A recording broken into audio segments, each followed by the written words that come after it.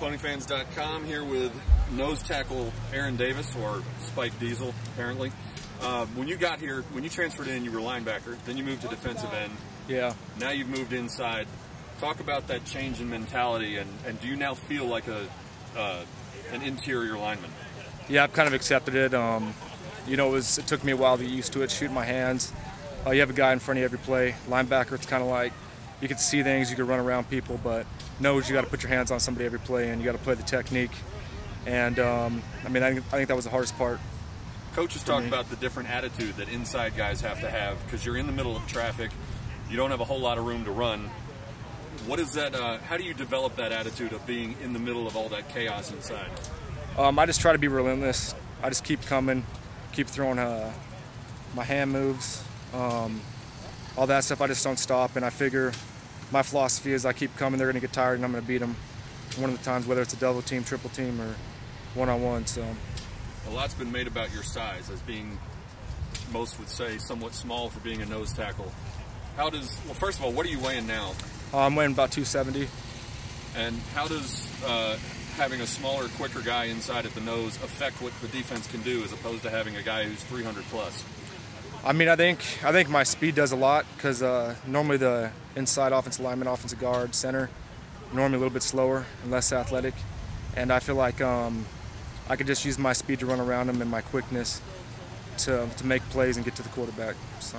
But isn't one of the primary jobs of the nose to tie up blockers so that the ends can make plays and the linebackers can make plays? Do you have enough room in there to use that speed and quickness?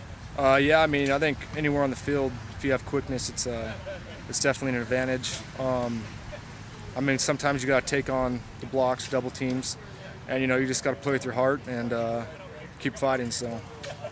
Is it frustrating to get double teamed by guys who probably both have 30 or 40 or more pounds on you? I mean, it's not really frustrating. I think I'm used to it now. So I don't really look at myself as undersized. I mean, if you look at yourself as undersized, that's just kind of gives you an excuse to lose, or you know, accept where you're at. But I don't feel like I'm undersized in there, and I don't feel like I'm getting blown off the ball. So I feel like I'm holding my ground, and you know. Okay, you open up in less than a month now against Texas Tech, and under the previous coaching staff, their offense, one thing that stood out about it was their offensive line had these huge splits between them. With their new offensive system in there, I don't know how much tape you've studied of them yet, or of Troy, which is where their offensive coordinator came from. Do you expect those huge splits to be in between the blockers again this year? I mean, I don't know what's going to happen. We haven't started studying Tech. We're still, you know, obviously it's on our mind, but I mean, we'll see what they come out in, and I'll play the technique, whatever it is. So. Your defense lost a lot of talent to graduation, with Brian McCann and Rock Dennis and Bryce Hudman and those guys in the back, Chris Parham up front, and then certainly Chase and Kennemer at linebacker. How good can the defense be this year? I mean, I think that we got our attitude right. We're playing tough. We're picking up things faster than we did last year.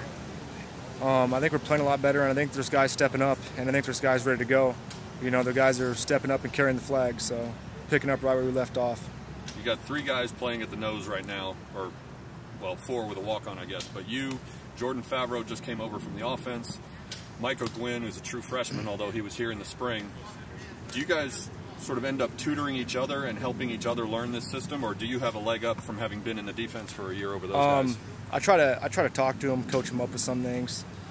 I feel like they're getting it too. They're picking up on it. So I think we're going to have a good depth there, and I think we're going to have some guys step up this year, so it should be good. Have you had enough chance to see Jordan work to get any sense of, I know he sat out a day after being overheated, but his adjustment to picking up the terminology and the schemes of what you're doing on the D-line? Yeah, he's actually picked it up very well.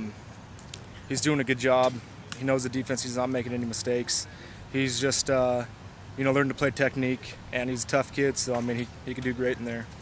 So. Seems like the 3 of you are very different players, not just physically, but in terms of your style and your aggressiveness. Do you see the nose guard position being more of a position by committee this year?